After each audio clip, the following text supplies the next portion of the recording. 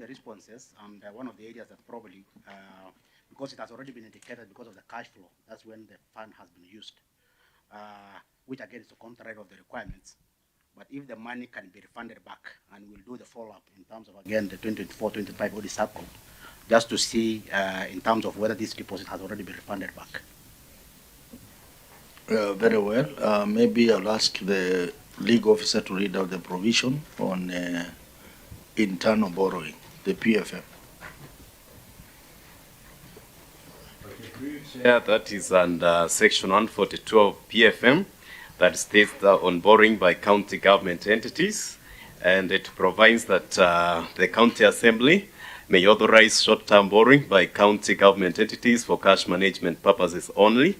Subsection 2, any borrowing under subsection 1 may not exceed the 5% of the most recent audited revenues of the entity.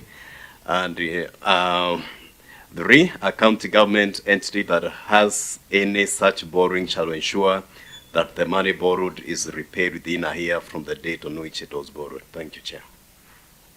Okay. Senator Mudama, I know you are very passionate on issues of customer borrowing. I know you'll take too long. Let me ask the others, to start with the others first. I won't take long. Any other member before I come to Senator Mudama? Okay, let me leave it to you then. Proceed. Yeah, was that money borrowed from the customer's deposits account? And did they get permission from the board and from the county assembly approval? And if not, then that law stands. Yes, Senator Kisang. Thank you, Chair. From the response that the governor has read, what I thought they would have presented is a plan on repayment of the deposit. You know, there's no plan. So you've admitted you borrowed, but you've said you are not going to stop borrowing. And what you have in the bank account is 26,000. So what the 11 million that is still outstanding that you have not repaid, you know, we thought you'd give us that, you know, already the board has resolved, and there is this particular plan that you are going to maybe every month put this particular amount to the deposit account, or you budget, I don't know. Governor, your response. I'd like to give it to the CEO to respond to Senator Mudama's question, whether the money was borrowed and whether there were approvals. CEO. Thank you, Chair. Yes, the money was borrowed, but from our records, we don't have any historical proofs that there were authorization to have this money used. But the current board has pronounced itself, stopped this, and we as a company, we have obeyed, and we are not borrowing from this account. So what is there is historical. What we have not included is a payment plan, which we will have to organize and how to put money into this account on a monthly basis until the full amount is recovered. Thank you. So when can you provide the payment plan to the committee? Because, Chair, also, the law says that this year should be that this money should be returned within a year. I know it is not their borrowing, but they should have, you know, a good plan to, because these are customers' monies, and when customer disconnect their services, they want their deposits back. Yes. You cannot tell them it is not you, it is the company. Yes. So what plan do you have to refund this money as soon as possible? Thank you, Chair. With the with our improved position and looking at the performance, I believe we can be in a position to start remitting monies into this account with immediate effect, that is effective 1st of next month. So we will come up with a payment plan which we can easily share with the committee if and when needed. Thank you. Yes, Governor. Thank you. Thank you, Chairman. I think the payment plan will be instituted, but I also wanted to bring to the attention of the committee the practical aspects that the companies actually go through. Sometimes they have to go and borrow, they may even have to go and borrow money from the bank or from the county, you know, somewhere, because they're always in constraint. So when you're looking overally at the water companies and their sustainability, when you're looking at the overall picture finally, and you have an opportunity to relook at the regulations, maybe one of the things you could look at is there a possibility to legally provide this window with a framework, so that a company doesn't leave money like now we have to raise 11 million, which has been gathering for over the last nearly 10 years, and then you put it in an account, and then it keeps quiet there. Then you now start going to look for another place to look for money to fund your day-to-day operations. Just from a practical point of view, finally, when you're looking at the overall sustainability of these companies, if it is something you could consider and provide a framework so that the companies remain afloat. It is just a suggestion from a practical point of view, but just to commit that I will follow up with the company to ensure we have a plan and that the monies are returned, because customers cannot wait for their deposits when they are withdrawing. Thank you, Chair. I think maybe at the level of COG, these are some of the amendments that you can propose to us. As we are going to look at the next entity, you will realize that some of these laws are not practical, but we need a trigger maybe from your end for us to be able to help you through amendments. So, but we look forward to your payment plan. CEO, after how long are you going to provide this committee with a payment plan? This we can do in a fortnight. How many? In 2 weeks. 14 days. So we give you 14 days to submit to the clerk. So, honorable members, that brings us to the end of the review of the audited report for the water company. Now we proceed to review the municipality, Homa Bay Municipality.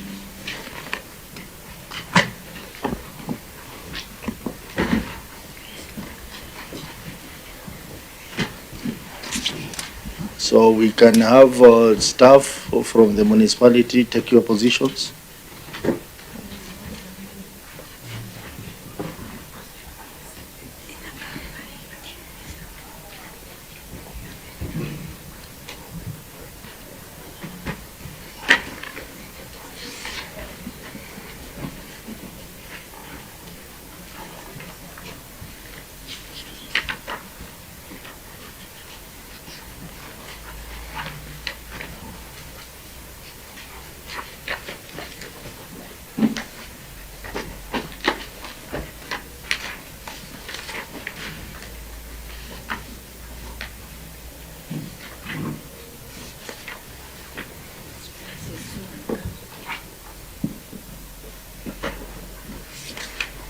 So, honorable members, as earlier agreed, we have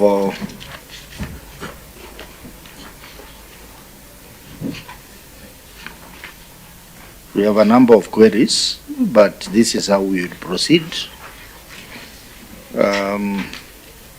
We have some queries touching on bookkeeping. Bookkeeping matters and the accuracies, errors that we will cover in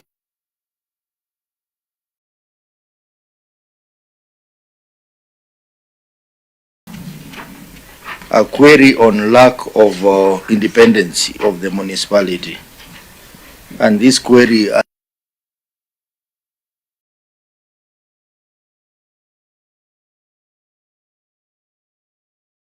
matters of finance,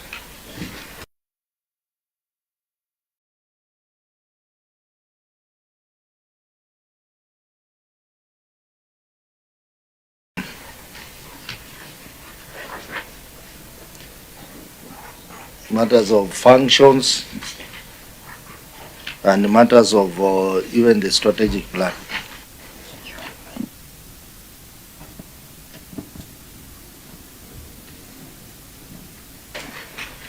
So I think we'll proceed in that manner. We look at bookkeeping issues, which is non-compliance with the prescribed reporting framework. And then we have inaccuracies in financial statements, and supported budget adjustments, those ones. And then from there, we proceed to the query on lack of independence. But before we do that, I'm told there are some officers from the municipality who had not been put on record. Maybe, Governor, you can guide us on that. I'd like to ask officers who are not here during introduction to please introduce themselves. And thank you, Honorable Chair. My name is Sigara Gumba, Municipal Manager, Homa Bay. Martin Ombewa, Accountant, Homa Bay Municipality. Martin, we can't see. Some of us can't see. Martin Ombewa, Accountant, Homa Bay Municipality.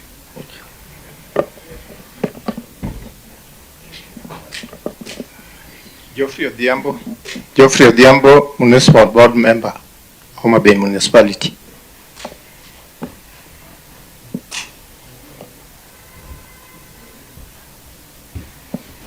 Okay, very well. I thought I had seen you. Okay, I'm Dr. John Agili. I'm the CCM in charge of water, sanitation, environment, energy, forest, and climate change. Okay, Auditor, proceed. You give us your brief report, and then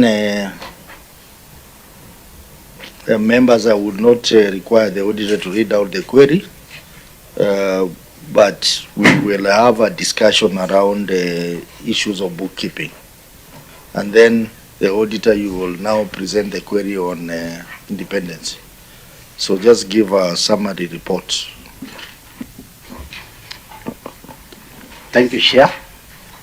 The report of Auditor General on the financial statement for Homa Bay Municipality for the year ended 30th June 2024. It's a qualified opinion. In terms of the summary of the issues, as you guided, Chair, we had 17 issues. Out of 17 issues, 5 were addressed, 6 not addressed, and some of them you have even highlighted in terms of the discussions, and 6 are partially addressed. So the first issue probably is that, as you guided, is about non-compliance with the prescribed reporting framework. I may not be able to read the details as you guided, and then the issue of the inaccuracies in the financial statements. Let's comment on those bookkeeping issues. Just a comment. Yeah, thank you, Chair. There is a template we normally, it's been provided by the Public Account Standard Board in terms of when we do the reportings. But arising from that, when we do the audit of this entity, the municipality, you realize there is some non-compliances in terms of that templates. Key among them is about the footnote issues. It may not be material issues. But if you look in terms of even the cash flows, the way it was presented, it's not complying with that.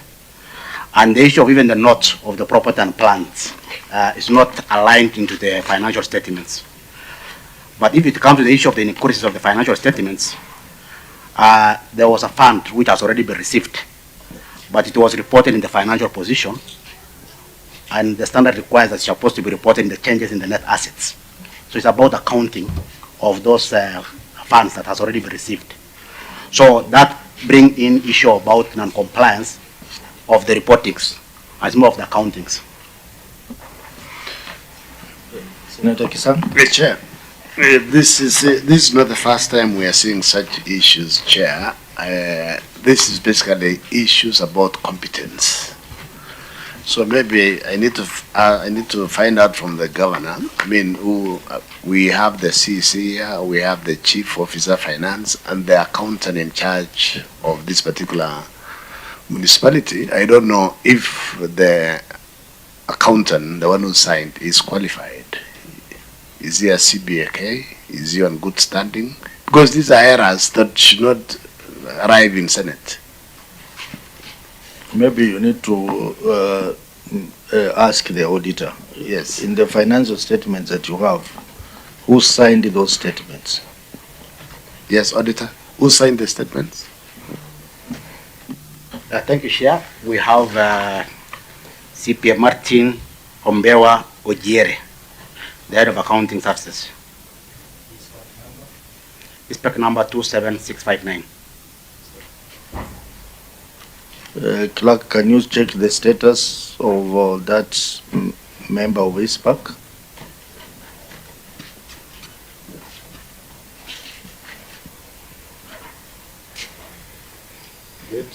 Chair, CBA Ojiere Martin Ombewa, member number 27659, status active, status, membership status is active, status not in good standing.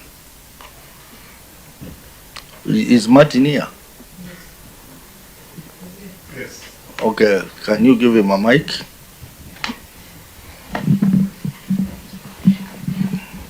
So you are the one who signed the financial statements? Yes. Why are you not in good standing with the ISPAC? I have not, for the current year, I have not achieved the CBD points that is 40, require the ISPAC requirement to be in good standing. But I have achieved some points that at the end of the year will make me to be in good standing. Senator Bugwa? Maybe you can also clarify to the committee, did you prepare and sign, or you only signed and somebody else prepared the financials for you? I prepared the statements and signed the statement. Yeah, can our legal read the law, what the law says? Now maybe before they read the law, I want the chair to put a question then to the accountant. If really you're in good standing, you're CBAK, okay, I'm an IT fellow, I thought these errors should not arise. And also, you should follow the standards, because, I mean, these are things that you do every day. So why are you coming to embarrass yourself here because of inaccuracies? And maybe as you respond to that, are you aware of the Public Sector Accounting Standard Board framework? Yes, sir. Why did you not apply it in this case? Because there is a query on that. The non-compliance in query number 1 was about the footnotes in the financial statement, which does not affect the accuracy of the financial statement, but it is about the linkage of the formulas that are used to link the pages numbers in the financial statement. So it doesn't matter, it's still the format. You have been given a format. And also there are inaccuracies in the financial statements. Did you notice the inaccuracies? I noticed the inaccuracy when the final reports were out, but you know, the inaccuracy number 1 in question 2 states that we treated the funds under financial performance and expense it fully. But in the appendix, the last page of the financial statement, when we were capturing the listing is where we put it under development, which is not required. So it was not affecting the accuracy of the financial performance, but the appendix of listing That's why we didn't capture it correctly. Chair, Yes. I'm just wondering why he did not do the amendments during the audit report when the auditors were there. Why didn't he do the amendments then? Martin, you know you are still in the stands. Yes, the amendment was done, and as I've said that the amendment was done in the draft report, and we realized that the errors were still standing in the final report. So there were some omissions in that amendment that were done. So the question number 1 and number 2 remained unsolved during the amendment. Let me go to your bosses now. The Chief Officer Finance. When you are preparing financial statement, do you have a system of quality assurance checks on this financial statement before they are signed?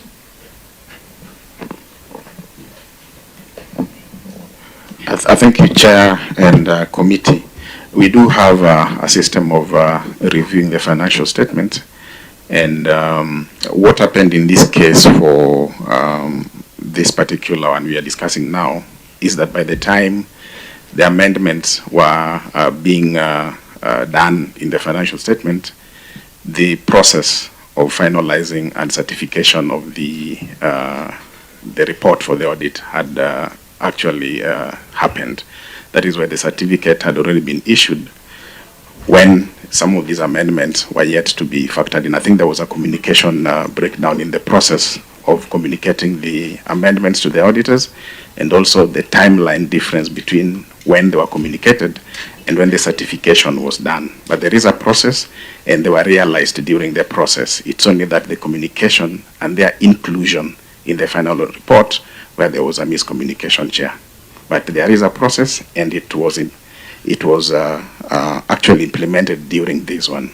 But it is only that there was that mishap between the process and the audit finalization.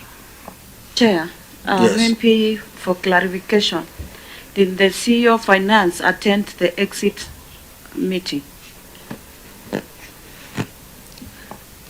Through the Chair, thank you. We attended the exit meeting, and it is at the exit meeting where we discussed the amendment, and we were given time to forward the amendments or the changes that were agreed before the auditors finalized on the report. So it was at that point where the communication went when the report had been finalized. But we were there for the meeting, and we agreed on what to be amended. You know, Chief Officer and the CEC Finance and all the accountants, we are very particular on these matters because sometimes matters which ideally should not be queries are appearing in audit reports, and we are finding that to be incorrect, because you have the professional responsibility to ensure that these small issues like errors do not appear in your financial statements. And we have said, moving forward, that's why we have spent more time on you. Moving forward, we are going to report you people. And if you don't know it, the Treasury sits in our meeting. Today they didn't come, but they usually offer capacity development and training to counties. You can request for that. I mean, you cannot come here and start talking about simple things like that. So I think that was important for us to communicate that to you, that moving forward, we will not be very kind on you people. We will report you to your professional body, and even ask the governor to take administrative action on you people. So maybe let me allow the governor to say something, and then we close on that. Chair, maybe before the governor says something, Can the accountants tell us if they've been submitting financial reports and non-financial reports to the treasury and control of budget and the Auditor General monthly? Yes, we have been doing that. Okay, Governor. Thank you, Chair. I don't want to add any more to what yourself, Chair, and the senators have said. I think all the professionals are here, and they have heard what is there to be done. We were discussing the queries, and I was of the same opinion that I don't know accounts. Even if I'm reading about the accounting issues, I don't know. I don't understand them very well. So they need to be cleared with, so that we deal with the more substantive issues when we come, and issues where I can actually intervene and make a difference.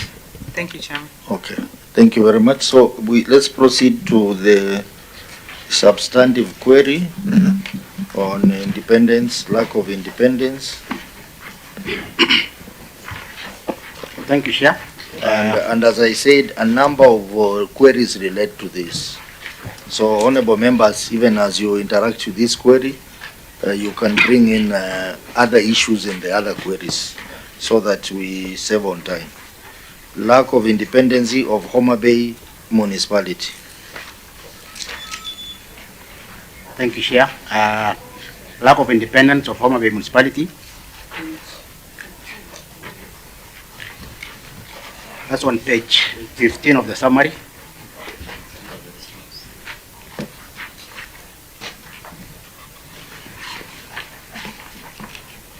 The municipality of Homa Bay was granted a municipality charter in March 2019, which was supposed to grant operational independence from the county government of Homa Bay.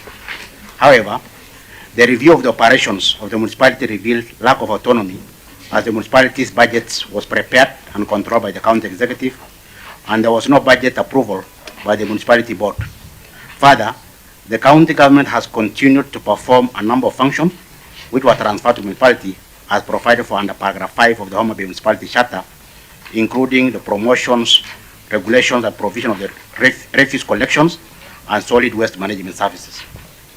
This is in contravention of section 12(1) of the Urban Areas and Cities Act 2011, which states that the management of the municipality shall be vested in the county government and administered on its behalf by board, and managers and staff constituted and appointed in accordance with the Act. In the circumstances, the management of the county government of Homa Bay is in the breach of law. Governor, your management response. Thank you, Chairman. The management wishes to state that the municipality's budgets are discussed and approved by the municipality boards. Further, functions of the municipality have already been gazetted, and there is a continuous and progressive operationalization process of the municipal board's mandate. Additionally, the Homa Bay municipality operates independently from the county executive with its own board of directors, and we have attached the gazette notice of the transfer of functions, as well as the board approval of budgets. Appendix 10A and Appendix 13. Thank you, Chairman. Okay, very well. Auditor, your comments on the management response? Thank you, Chair. The management provided the gazette notice, which was also provided, and a minutes of the board approvals for the budget has been provided. But in terms of the responses, where there is a continuous progression of operationalization, it means there are a number of activities probably that still require some transfers. So it's an area that we still keep in view in terms of if all those functions can be transferred to the municipality. So maybe before I allow the members to chip in, there are related queries to this, which maybe the governor will just comment on them. There is issues related to lack of ownership of assets, that is property, plant and equipment. There is the issue of failure to collect on-source, on-generated revenue by the municipality. There is the issue of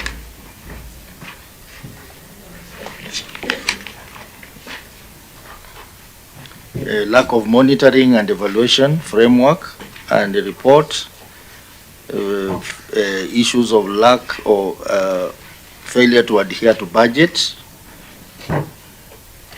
There is the issue of functions which have not been transferred to the municipality. There is the issue of lack of approved staff establishment. And there is the issue of failure to achieve strategic priorities by the municipality. Maybe you just can comment on that, and then a general comment on this query. Then the members, you can weigh in. Governor. Thank you, Chairman. Chairman, on the lack of ownership documents, land and property, land documentation sometimes takes a bit of time because it's not within our mandate alone. But the way we responded to the query, we have already signed the part development plan and sent to Survey of Kenya. So it is in the process of, and this is the land for the municipal market. So it's in the process of coming back in the name of the municipality. So that's in progress, as well as the others. In terms of the on-source revenue, Chairman, we centralized our on-source collection through one system. But what we've done is, if you look at Appendix 4C, it details, we have revenue officers for the municipalities and revenue staff in the municipalities. So they just don't collect the money, but the money collected from the municipalities is attributed to the various municipalities.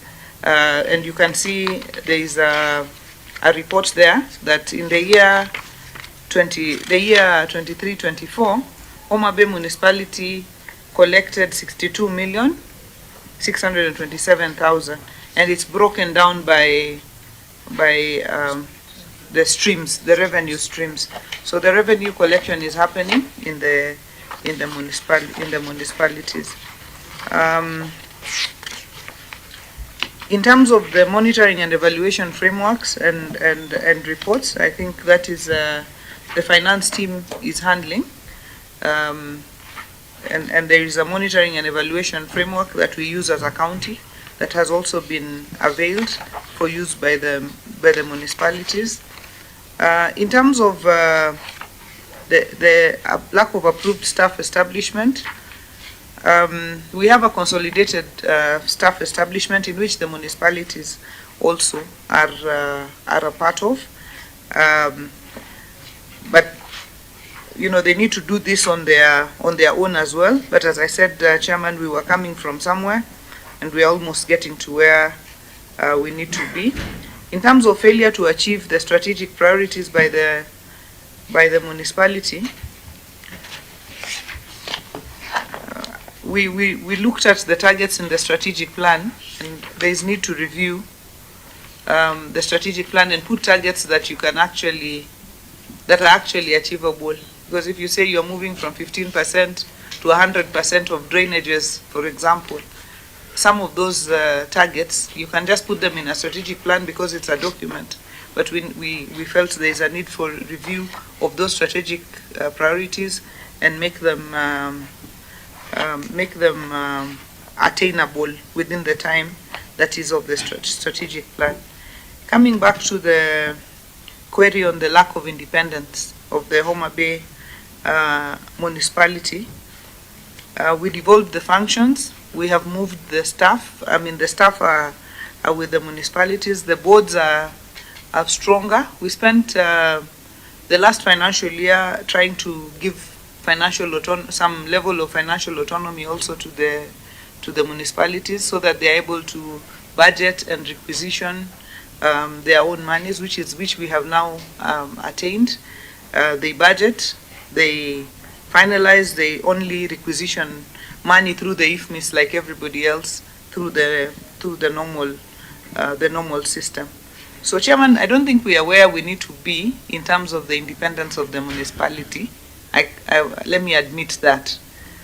We are not where we need to be in terms of the municipalities running independently as they should. And I think we're going to have to work very, very hard to attain that because of the way people operate in the counties. You know, people have responsibility. For example, there is a Department of Environment, and they are trying to also earn their keep by making sure the town is clean. Then you are trying to move that entire responsibility to the municipalities. And you know, rural counties like ours, it's only that town that is going to be clean. The other villages, you know, nobody is going to clean in the villages. So it is a tussle, but we have to push towards it, Chairman. We have moved, we have done the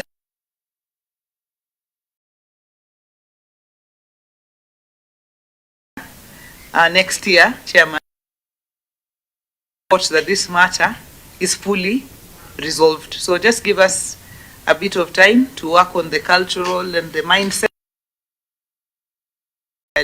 Thank you, Chairman. Okay, Governor, you know this query appears in almost all the municipalities. And, you know, we want to have a candid discussion on this matter.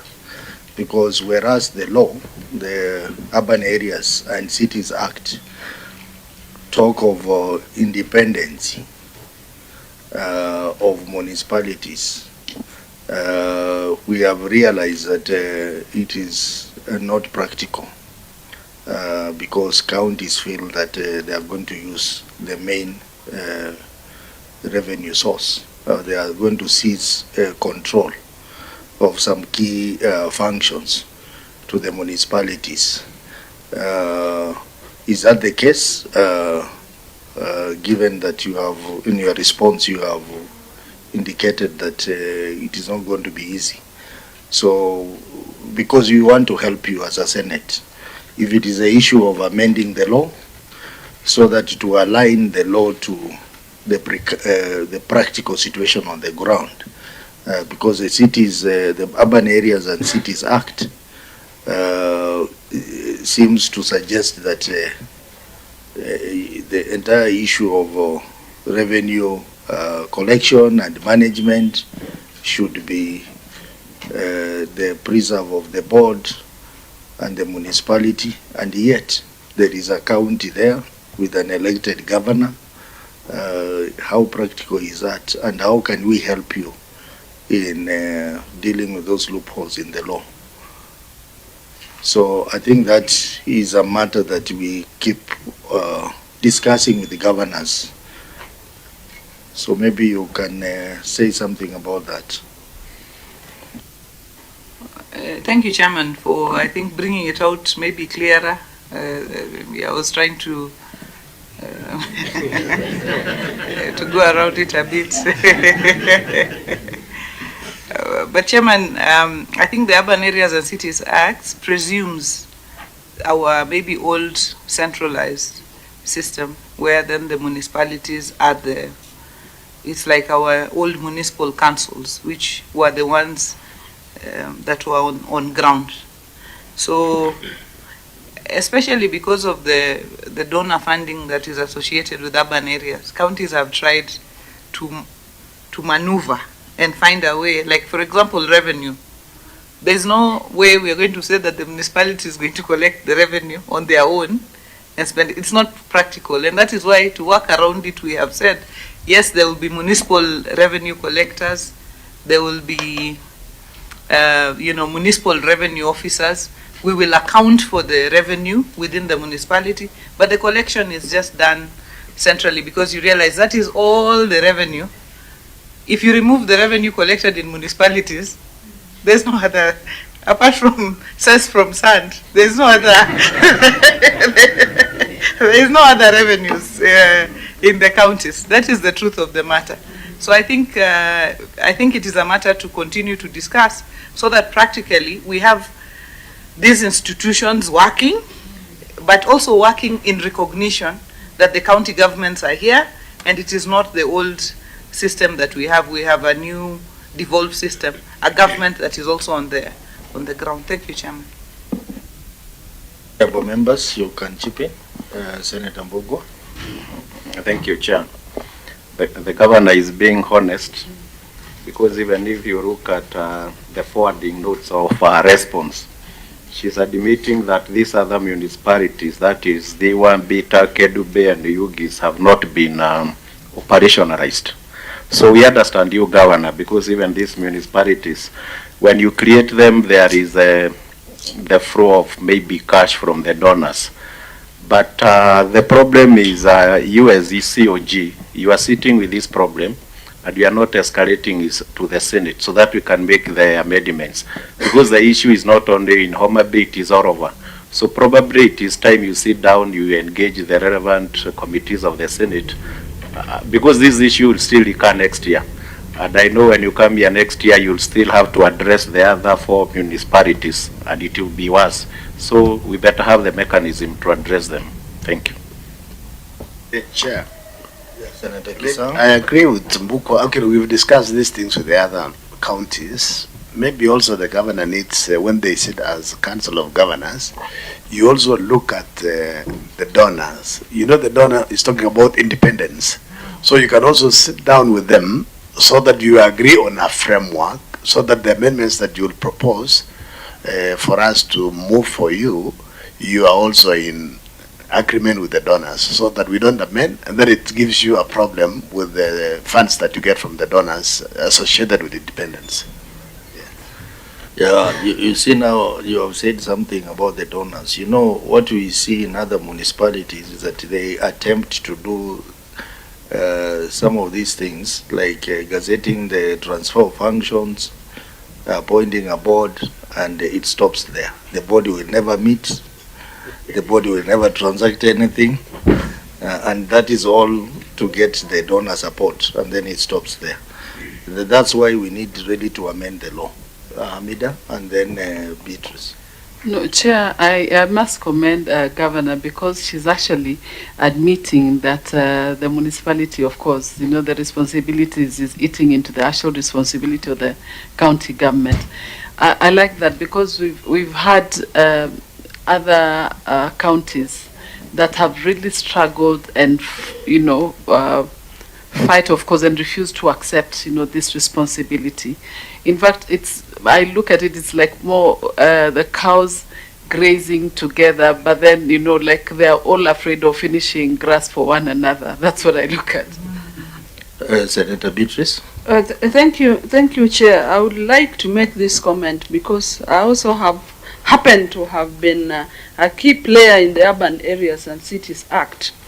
The Urban Areas and Cities Act envisaged the situation where governments would remain facilitative and macro managers and overseers of the process, and municipalities, given their nature, would then remain with the urban services provisions as the governments oversee the standards and the policies. Chair, it is similar to what we are grappling with nationally, where functions are devolved, and then the national government sticks on a number of these functions. If you look at the health, and with the fear that, not a fear, and this is not primarily peculiar to Homa Bay, it is a national thing, but I think key to it was on the idea that services would be more efficient and effectively performed, but of course still in the purview of the county governments. Here the governor, like we hear all other governors, but I think the basis was that the governments would remain macro in management and see that services go down. It is like what we have handled with the Homawasco. Sale Homawasco is within the county government, but it's given the operationalization of water and the delivery of that services. Then the World Bank also expected a situation where you'd fund the counties to create the municipalities to ensure that services went down and they would run like enterprises, basically just to ensure that services are offered. But we hear it is a common issue and we'll need to deal with it. I think the way forward is to look at the law and amend it appropriately. Otherwise, if we don't do that, Governor, next year it will still be a query. Yeah, so I think as Senator Kisanga Bogo has said, the Council of Governors, you need to sit down and suggest the amendments we need to do. For example, you could say you can give the municipalities some powers, but agree on how you're going to share revenue, how you're going to collaborate in collecting revenue, and how you're going to share revenue from that. So it is upon you, you directors as defenders of devolution, on what we can do for you. Otherwise, it will still continue being a query, and for us, we will prosecute the query as it comes. Chair, just to add on that, Governor, we are defenders of devolution. And at times, you governors should call us senators and tell us what challenges you're going through. But you kind of keep away from us. And we are here to fight for you. We are here to advise where possible. And we are here to make any laws that, can make devolution work, because we are here to make devolution work.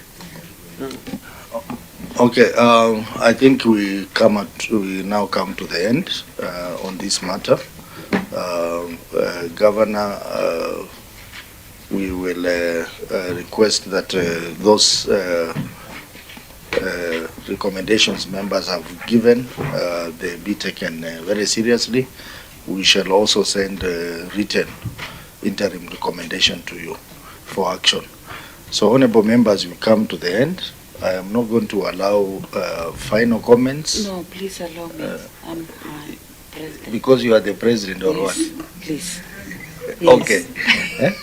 I'll allow very brief comments, 1 minute, and then the governor makes a final. Thank you, Chair. I really want to appreciate Governor and her team, and just to remind the team that Homa Bay is rated highly in terms of performance. And please, I'm only concerned, a few of you are not being very keen on your roles in the county. Please don't let the governor down. Our eyes are on her because she carries the hopes of many women in this country. So thank you very much. God bless you. Go and continue serving Homa Bay in your best. I will, Beatrice. And then... Thank you, Chair. On behalf of the Homa Bay delegation, and particularly the Senator of Homa Bay who was not able to be here, we welcome you, Homa Bay County, and we are looking forward to this good performance that we are looking for. We are able to support you, and I can assure you the Senator is available for you any other time. Thank you. Senator Topigo, I will allow you because you know me and you, we are seeking that high office. You are on teaching practice. Yes, Chair, and because of that, we particularly want to address what's not working in the counties here so that we don't find a problem when we go there. So, Governor and your team at COG level, please help identify the loopholes for us so that we address them now, so that the process becomes smoother for us in future. Meanwhile, the team from Homa Bay, we really expect you to help our governor to shine. She must shine. She has no choice. She must shine for us. And the women of this country are looking at Homa Bay. And so, any of you, and Governor, let me appreciate the fact that you're still working with Nyokabi. It just tells what you are. Thank you very much. Senator Mudama will allow you Yeah, because... on that note, Homa Bay is the sure sign of a broad-based system. Yes. You can see that we are very accommodative and we... Senator Mudama will allow you on one account, that you come from a county of ladies, like Homa Bay. We are called Machakos girls. Yeah. Governor, through you, Chair, I really want to commend Governor. She has been on the spot in answering the questions, not even relying so much on her team, but part of the team is letting you down. So go back and put your foot down so that next time they come here, they'll be on the spot. Congratulations for the good work that you're doing. We end with the Senator Kisang.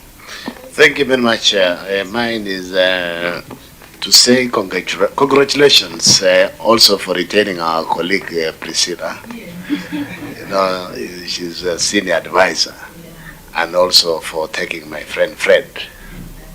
Yeah. You know, that's a good team, and even the chief officer also spoke finance. He seems to understand. So basically what you need to do is just be very close, monitor closely what the accountants are doing, because you seem to know your job. And finally, on behalf of this committee also, we want to pass our condolences. Yeah, appreciate my area member of county assembly who is also here. Yes. Good. Because we saw in the news like Baba lost his long time bodyguard, and I was in the gym yesterday with Baba. I had not known. I would have told him, Paul, so pass my condolences. You know, we are in the same club and we gym together. Senator Hamida, I'm tempted. No, Chair, mine is all positive. Seriously, I commend you, Madam Governor. Well done. And of course, the names that Kisang has mentioned, Priscilla and Diambo, they're all good friends. And I think she really has a very good team. Congratulations, Excellence. To state that we are willing, ready to support her in matters legislative, and where need be, we are ready to consult with the Senate and probably make her the best governor in the entire country. Thank you, and may God bless you. Okay. Honorable Nyokabi, because you have been part of us, just for that reason. Yeah, thank you very, very much, members, and also the governor.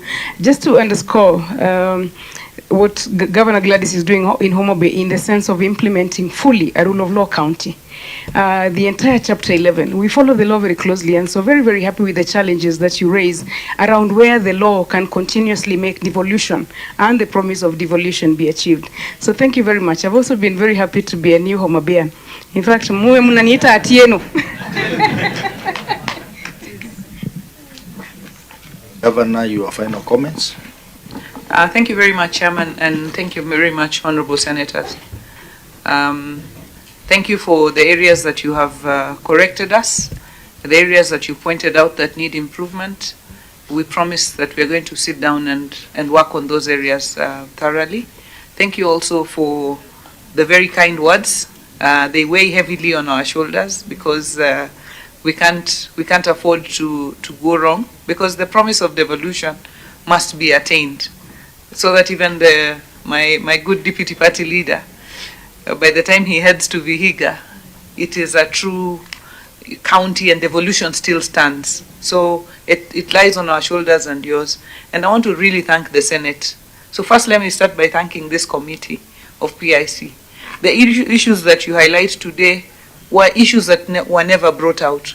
Why? Because when there was just one committee of public accounts, it was never possible to deal with the municipalities or the water companies or the hospitals or the other key issues that this committee deals with. And I also want to really thank the committee. I've been here, this is probably my third or fourth time in this committee. You have always been, you know, objective and pointing out the issues as they should be, without necessarily antagonizing or you know, making us feel antagonized. That is appreciated. But let me thank the Senate overall for your defense of devolution.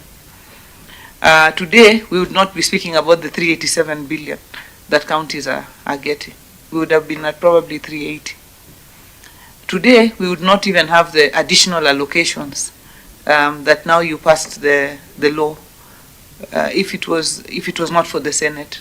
So I'd like the Senate to know, we may not call you sometimes, we may feel like we are out there, but we appreciate you on a daily basis, the role that you're playing in protecting devolution, which is your true constitutional role. So the challenges you've given us as the Council of Governors, we're going to take them. Instead of dying in, we're always trying to see, how do you answer this query? In your heart of hearts, you know the shoe is pinching you. But you can't come and answer the query that the shoe, So, because sometimes we fear also, what if you say this way? What if that gentleman of the legal officer reads that section of the law? Then you, then you go under. But I think you have challenged us, and now instead of dying with the shoe pinching, we will be able to bring out practically the areas we feel that need to be adjusted and amended so that devolution works seamlessly.